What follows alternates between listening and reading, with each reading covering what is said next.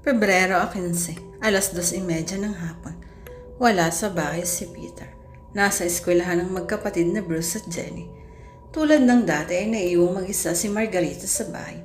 Naghahanda siya ng kanyang mga gamit para sa pagpasok sa ospital. Dala pa rin niya ang kanyang damdamin at isipin ng pagtatampo ni Jenny sa kanya dahil sa sinapit ng alaga nitong aso. Nagkibit balikat na lang siya at ipinagwalang bahala ang isipin iyon. Katwiran niya ay lilipas din iyon at makakalimutan din ng anak ang nangyari pagkalipas ng ilang araw. Ang plano niya ay ibili ng bagong alaga ang anak. Nag-iisip na siya kung ano ang maganda. Ayaw na ni Margarita ng alagang aso para sa anak. Ibon na lang kaya o kuneho. Tawag ng kuryosidad, pumasok siya sa silid ni Jenny. Napansin niya ang isang maliit na kwadro ng larawan sa sahig. Basag o binasag iyon. Kwadro ng litrato niya. Binuksan niya ang mga drawer ng tukador. Isang handmade na Valentine's card ang nakasobre. Ang nakita niya buhat doon. Hinugot niya ang laman ng card mula sa sobre at tinignan ang laman niyon. Laking gulat niya sa nakikitang larawan ng card. Bigla siyang kinabahan. Nakaramdam siya ng pagkalito. Sandaling hindi niya makahuma. Hindi niya malaman ang iisipin o gagawin. Sa loob ng nakadrawing na malaking puso ay may nakadrawing na 4 na tao at isang aso na tumutukoy sa pamilya nila.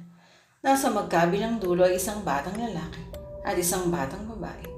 Magkatabi sa gitna ang isang lalaki at isang babae na may nakasulat na daddy at mommy sa itaas ng mga ulo. Alam niyang siya ang babae, ngunit ang larawan na yun lamang ang bukod tanging ni Retoke. Nilagyan ito ng pangil at panatalimang mga mata. Nagtatayuan ng mga buhok at nagbistulang isang halimaw, katulad ng isang isinumpa. Tulad niya.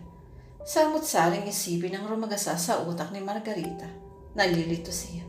Nagsisikip ang kanyang paghinga.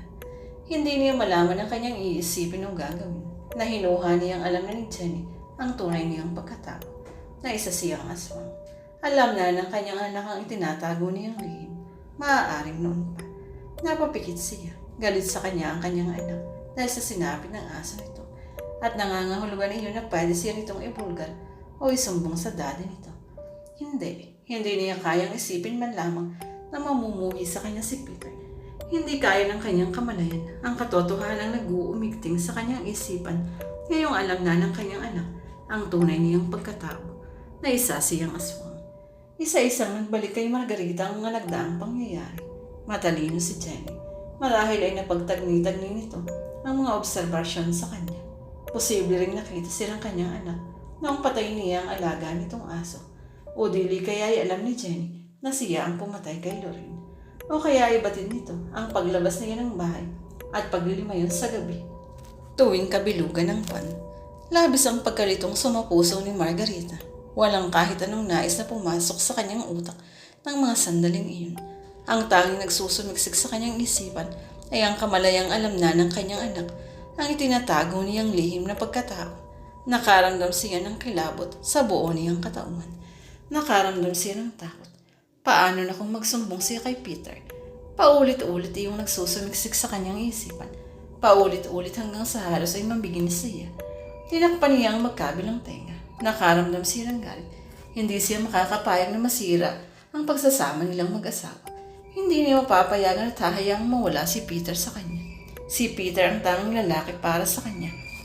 Ang tanging lalaking wagas niyang iniibig. Si Peter lamang ang taong nagpapahalaga, nagmahal at umibig sa kanya. Ang tanging taong dahilan kung bakit nabubuhay siya. Ito ang tanging pinag-aalayan niya ng lahat-lahat sa kanya, maging buong buhay niya. Si Peter ang tanging taong ayaw niyang magalit sa kanya. Mangyari nang mangyayari. Hindi na pumasok sa trabaho si Margarita. Sumakay siya ng kotse niya at pinatakbo iyon ng matuling. Nagpagabi na lamang siya sa isang tagong lugar. Magkasabay na dumating sina Bruce at Jenny sa kanilang tahanan, hatid ng school bus. Binuksan ni Jenny ang kanilang gate. Kinuha niya ang susi ng bahay nila sa kanyang bulsa habang naglalakad silang magkapatid papalapit sa bahay. Binuksan niya ang pintuan at pumasok na sila sa loob. Sanay na silang magkapatid sa ganoong sitwasyong wala pareho ang kanilang mga magulang tuwing darating sila ng bahay galing sa eskwelahan. May babysitter sila pero madalas ay wala pa ito kapag dumating sila sa bahay. Pumasok si Jenny sa kanyang silid at nagpalit ng damit. Diretso naman si Bruce sa harapan ng TV sa salas at nanonood. Nanonood na rin siya ng palabas ang dumating ang babysitter nila. Maaga silang naturuang maging independent ng mga magulang nila, pero hindi pa rin naman kasi sila maaaring iwan na walang kasamang nakatatanda. Si Jenny ang naghanda ng hapunan nila. Nag-iinit siya ng mga pagkain sa microwave, saka sila kumain sa harapan ng TV. At matapos makakain at makaligpit ng mga pinggan at kubyertos, nagpaalam na si Jenny sa babysitter na aakyat na ito. Naiwan ang babae sa salas na nanonood pa rin habang nagpatay ng ibang mga ilaw si Jenny sa ibaba. Nauna nang umakyat si Bruce. Kitang-kita ni Margarita ang lahat buhat sa lugar na kinukumblihan niya. Tahimik na ang buong kapaligiran nang ipasya niyang lumipat sa kanilang bahay. Sinigurado niyang tulog na ang kanyang mga anak, maging ang teenager na binabayaran nila para samahan ng mga ito habang nasa trabaho sila ni Peter. Hindi sa pintuan sa harap ng bahay nagdaan papasok si Margarita. Pinili niyang pintuan sa likod bahay at marahang binuksan iyon. Ingat na ingat siyang hindi makalikha ng lumang ingay. Tumaan siya sa silid ni Bruce. Siniguradong tulog na ang anak na lalaki. Nang makatiyak siyang tulog na, ang bunso ay marahan siyang pumasok sa silid ni Jenny. Nalimpungatan ng bata nang pumasok siya. Mami, nagtatakang sambit ni Jenny. Mula sa nag-ag ng mabining liwanag ng ilaw mula sa sungo ng pintuan, ang nagtatakang mukha ni Jenny ang pasumandaling napalitan ng bahagyang ngiti bago napalitan ng sindak. Ang tangka nitong pagsigaw ay dagling napalitan ng iba yung katahimikan matapos ang ilang sandali ng mga kaluskusan sa loob ng silid. Samantala kasalukuyang tumatawag si Peter sa ospital na pinaglilingkuran ni Margarita. Ang nurse na naka-duty ang sumagot at matapos ang palitan nila ng hello ay nagtanong siya tungkol sa kanyang asawa. Hindi pumasok si Margarita ngayon. Walang pasabi. Tugon sa kanya ng nurse. Sa hindi malamang dahilan ay biglang kinabahan si Peter. Mabilis niyang tinungo ang kanyang patrol car. Mabilis siyang lumulan doon at mabilis din niyang pinatakbo. May naaamoy siyang panganib. Kailangan makauwi kagad siya sa kanilang tahanan. Iyon ang ipinagbabadya ng kanyang kalooban. Nakadarama siya ng kung anong masamang pangyayaring nagaganap o magaganap. Lalo pa niyang binilisan ang pagpapatakbo sa kanyang sasakyan. Di kawasay humimpilang sasakyan ni Peter sa tapat ng gate nila. Bumaba ito at nagsusumigaw. Margarita, Jenny, Bruce. Biglang nalito si Margarita sa pagkarinig niya sa sigaw ng asawa. Nagkubli sa gilid ng kanyang kotse. Mabilis namang nakapasok si Peter sa loob ng kanilang nakatulog. Patuloy sa kanyang pagsisigaw. Margarita, Jenny, Bruce. Saglit itong natigilan ng mabanaagan ang nakabukas na compartment ng kotse ni Margarita. Nilapitan niya iyon. Kinuha ang flashlight na nakasukbit sa bewang niya at inilawan niya iyon. Nakita niya ang isang sako na tila naglalaman ng katawan ng tao. Mabilis niyang kinilagang tali ng sako. Halos ay panawan siya ng ulirat pagkakitang si Jenny ang laman ng sakang iyon na tila wala ng buhay. Jenny! Sigaw ni Peter at tangkang iaahon ng anak mula sa loob ng sako. Nang bigla buhat sa kung saan ay mabilis ang paragasang lumabas ang isang Black Panther. Mabilis na umilag si Peter sa pagsugod ng Panther sa kanya. Umaangil ito. Nagniningning ang mga mata sa dilim. Mula sa pagsugod ng Panther ay tuloy-tuloy itong mabilis na lumabas ng gate. Saglit lamang ang pagkabiglang lumay sa kalooban ni Peter. Napalitan iyon ng todong galit. Mabilis niyang hinabol ang hayop. Habang tumatakbo ay hinugot ni Peter ang kanyang service pistol mula sa holster ng kanyang bewang at sunod-sunod niyang pinaputukan ng Black Panther. Tinamaan niyang hayop subalit patuloy ito sa mabilis nitong pagtakbo. Mabilis din niyang sinundan ang halimaw. Hindi niya hahayaang makalayo yun sa kanya. Itinodo niyang lahat ang kanyang kakayahan sa pagtakbo. Kahit nasaan yung Black Panther ay alam niyang sa malaot madali ay aabutan na siya ng kanyang asawa. Alam niyang track and field runner ito at labis pa ang galit nitong taglay sanhi upang lalo pang mag-ibayo ang tool nito at nakakaramdam na siya ng pagod. Iniinda na rin niya ang tama niya ng bala. Ipinasya ni Margarita na magtago doon sa guhong gusali na kanyang natanaw. Tamang-tama lamang ang pagpasok ng Panther sa guhong gusali dahil sunod-sunod siyang muling pinaputukan ni Peter. Kahit na sinusubhan ng galit ang kalooban ni Peter, ay hindi niya maiwasang magtaka. Alam niyang sa distansyang kagaya niyon ay bihira siyang supablay, ngunit sa pakiwari na ay hindi na naman niya tinamaan ng Black Panther. Sa pakiramdam niya ay may kung ilang beses na itong tinamaan. Pumasok din siya sa loob ng guhong gusali. Tinalasan niya ang kanyang pakiramdam. Hawak ng mahigpit ang kanyang baril. Bawat sulok ng lugar na iyon ay sinasaliksik niya. Alam niyang hindi isang ordinaryong Panther ang nakasagupa niya. Mabilis ngunit tahimik ang bawat pagkilos niya. Tanging ang liwanag na buhat sa flashlight sa kanyang kamay ang makapagsasabi sa kanyang mga galaw. Saglit niyang nabanaagan sa tama ng lente ang refleksyon ng isang babae sa kanyang likuran. Mabilis niyang nakapihit at pinagbabaril niya ito. Halos lahat ng kanyang natitirang bala ay tumama sa Black Panther. Mabilis namang nakatalo ng Panther sa kabilang bahagi ng guho. Mabilis ding sumunod si Peter sa dakong pinuntahan ng hayop. Tinanglawan niya ang dinaanan niyon. May mga bakas ng dugo siyang nakita. Mabilis na umikot si Peter sa kabilang lugar upang sabatin ng halimaw. Hindi siya titigil hanggat hindi niya napapatay ang hayop. Mangyari nang mangyayari kahit manghulugan pa ito ng sarili niyang buhay. Sa isang sulok ng guho ay masaganang luha ang pumapatak sa mga mata ng nagtatagong Panther. Nanghihina na si Margarita dahil sa mga sugat na kanyang tinamo at alam niyang maaari niyang ikamatay ang mga yun. Subalit hindi ang mga sugat na yun ang labis na nagpapasakit ng kanyang kalooban. Ang mas masakit na kanyang nadarama ay animo ay labahang sumusugat sa kanyang puso. Ang katotohanan ng nais siyang patay ni Peter, ang taong pinakamamahal niya. Saglit na pumasok sa isipan niya na patayin ang asawa. Kung tutuusin ay kayang-kaya niyang gawin iyon. Ngunit kahit sa isip lamang, kahit anong galit pang namamahay sa kanyang damdamin, ay hindi niya kayang isagawang patayin ang lalaking minamahal. Kahit mga hulugan pa yun ng sarili niyang buhay, hindi niya alam kung anong dahilan ng kung anong kapangyarihan iyon ay dinulot sa kanya ng asawa. Ang tanging alam niya ay iyon ang inuutos ng kanyang isipan, ng kanyang puso at ng kanyang kaluluwa. Mula sa isang parte ng guho ay kitang-kita ni Margarita ang papalapit na asawa. Pagod na siya at nasasaktan ang kanyang mga sugat. Pilinit niyang hindi makalikha ng kahit konting ingay. Lalo siya nagsumiksik sa lugar na kanyang kinukupulian. Pigil pati ang kanyang paghinga.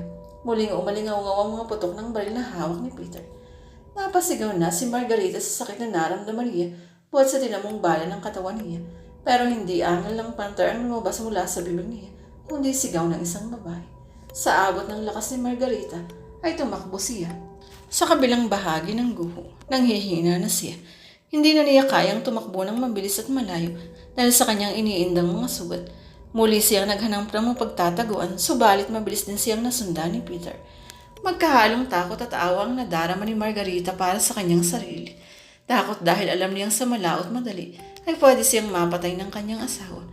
Awa dahil sa dinabi-nabi ng taong pwede niyang makasagupa ay ang asawa pa niya na hindi niya kayang saktan ang tumutugis sa kanya. Muli hito na si Peter. Mabilis nitong natunto ng lugar na pinagtataguan ni Margarita. Muli ay pinaputukan siya nito, subalit wala ng balang baril nito. Sinamantala ni Margarita ang sandaling kumuha ito ng magasin mula sa bulsa para mag-reload. Dinamba niya ang kanyang asawa. Nagpambuno sila. Nang ibabaw ang lakas ng Black Panther. Hindi makakilo si Peter sa pagkakadaga niya rito. Buong pagsambang tinitigan ni Margarita ang mukha ng kanyang asawa. Ilang saglit pa at hinayaan na niya si Peter at mabilis siyang tumakbong palayo.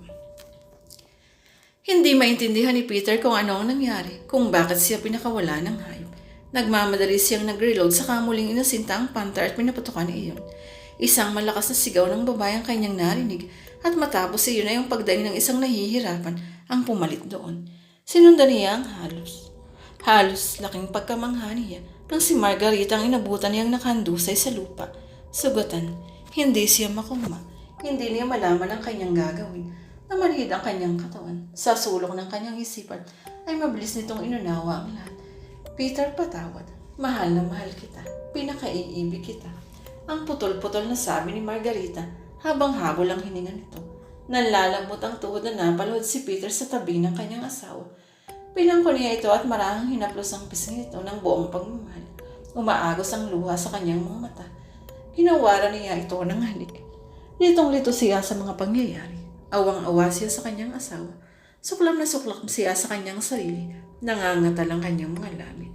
Mula sa nanlalabo ng mga mata ni Margarita, ay nakita ni Peter na alam niya ito na nadarama ito na mahal niya ito. Kahit ano pa ang mangyari, kahit ano pa ang katauhan ito, namutawi sa isang pilit ng ngiti sa labi ni Margarita. Wala kang kasalanan. Anito na hirap sa pagsasalita. Why you didn't tell me? I would help you. I would have done something, sambit ni Peter.